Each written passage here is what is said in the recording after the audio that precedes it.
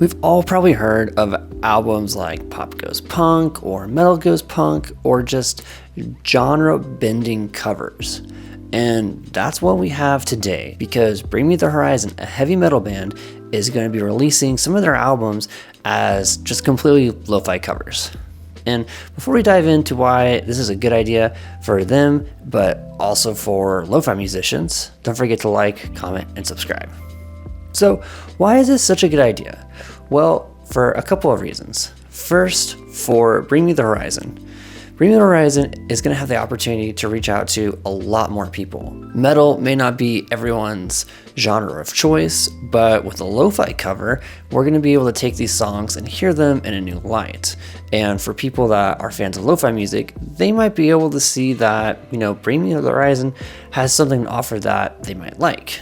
Now, I have a feeling that these lo-fi covers aren't going to have any lyrics, so it's going to be more so relying on the music. So whoever's going to be doing the covers, probably members of the band, maybe with collaboration of artists in the lo-fi community, it's going to have to kind of nail the landing of being able to connect with people musically, which I'm sure it will. Also, not only musically, but Bring Me the Horizon is going to have the opportunity to kind of rebrand or change some of their visuals for a lo-fi album. I'm sure it's going to stick pretty close to metal, but I think it will find a new way to expand or connect with people in the lo-fi community through the metal visuals they've used in the past. And lastly, for Bring Me the Horizon, this is going to let them be able to let their catalog breathe a bit, because if they're in between albums or if they just need to release something to kind of stay relevant in the algorithm, and they don't have the ability to make a whole new album, or they're just not feeling it,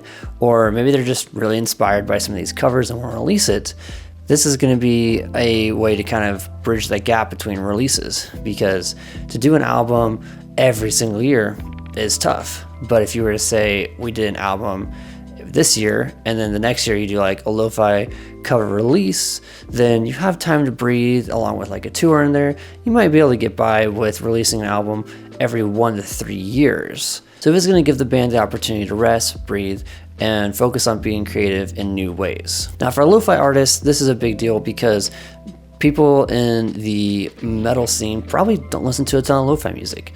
So having a band like Bring Me the Horizon come in and say, we want to do lo-fi covers, hopefully this is going to recommend them more lo-fi music to get in that algorithm to be able to listen to that music. And I kind of alluded to this earlier before, but if Bring Me the Horizon is partnering with lo-fi artists in the community, they're just bridging those gaps. They're creating a bigger community in music overall between metal and lo-fi, and we'll hopefully see that this leads to more people, maybe listening to some metal music here and there, or people that listen to metal music, listen to lo-fi music when they just need to chill and relax and be able to kind of bridge those gaps. But it'll help create those connections for the artists involved, because if you expand your network, someone could say, oh, I really like what you did with the Bring Me Horizon covers that were lo-fi. Can you come and do a cover for me for another band and maybe even in another genre? So this is a good networking opportunity, I'd say, for lo-fi artists overall. And lastly, it's a great opportunity for any other artist out there, because once they see that, lo-fi covers are going to be successful for this Bring Me the Horizon remake, then maybe they'll say, I need to tap some lo-fi artists and do covers of my own and see how that performs. Hopefully it performs well, and we can see some more lo-fi covers out there for several different genres. There's already a lot of lo-fi covers out there for like pop music, but once we see how good it is for Bring Me the Horizon, maybe it'll inspire more people to do lo-fi music in different genres and for other artists. And I've kind of alluded to this in the past in one of my previous videos about how corporate kind of takes lo-fi and uses it as a marketing tool, which not necessarily a big fan when corporate does that, but someone's getting paid either way, so I see the pros and cons.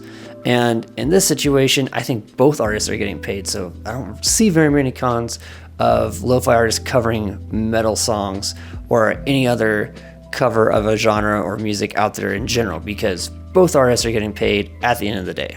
And if both artists are able to take this as a marketing tool and gain new followers, new listeners, then it's a win-win overall.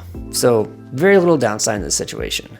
So I'm happy to see that we're seeing metal going lo-fi, and I'd like to see more other genres go lo-fi as well, because it's going to help us as artists just expand our knowledge of how to use lo-fi as a tool. I'm sure there's going to be some hooks and some riffs in this Bring Me the Horizon lo-fi album that when I hear it in a lo-fi version, I'll have to think to myself, that was really cool. How did they do that? And I'll want to go back and reverse engineer how those effects were done, or how a lick was played, or just how they translated that into lo-fi. And I think that's gonna be a fun, exciting thing to do as a musician and as a listener. So as we expand the lo-fi genre into all these different covers of other genres, I think it's just gonna make us overall better musicians. But what do you guys think? Are you excited to hear this Bring Me the Horizon lo-fi cover album? Do you want to hear other artists go lo-fi? Let me know your thoughts in the comments below, and don't forget to like and subscribe. Peace.